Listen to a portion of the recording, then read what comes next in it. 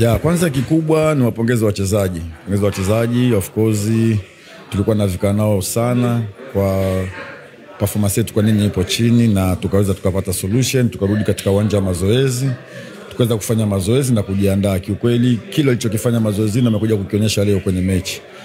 Niwapongeze sana kwa kweli wachezaji, na imekuwa ni kitu kizuri sana, kitu kikubwa sana kimefanyika leo, na timu mimi mwenyewe nimefurahi kwa sababu tumerudi katika shape yetu Simba kama tunavyotakiwa kucheza, na ndio kitu ambacho kwa tunakihitaji. Kwa hiyo mimi nawapongeza wachezaji, wameweza kufanya kile kitu ambacho tumeweza kuelekeza na kuweza kufanikisha kupata pointi 3 muhimu katika game ya leo.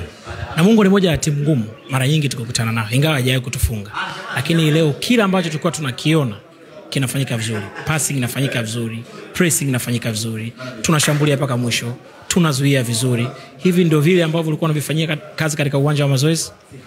Nafikiri ndio vitu ambavyo tulikuwa tunavihitaji na ndivyo tulifanyia sana kazi, kwa sababu huwezi kuja kucheza tu from nowhere kama mjavifanyia vitu kazi. Kwa hivyo vyote vilivyotoka kwenye mechi ya leo vilifanyika katika uwanja wa mazoezi. Kwa hiyo ndio kitu ambacho sisi tulikuwa tunakitafuta, kwa sababu Simba siku zote tuna mpira wetu.